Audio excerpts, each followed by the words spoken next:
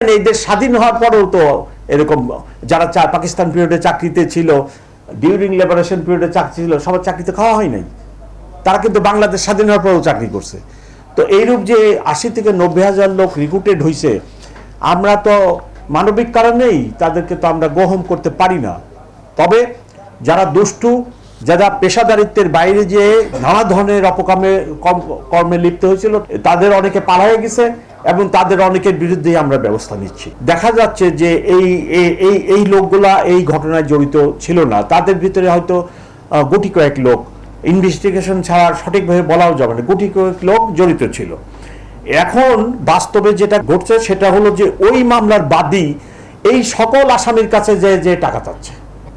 আমার কাছে রিপোর্ট আসতেছে আমার লোকেরাও আবার এই যে আসামি 200 তাদের থেকে নানা ধরনের বখরা আদায়ের চেষ্টা করতেছে। উভয়ের বিরুদ্ধে ব্যবস্থা।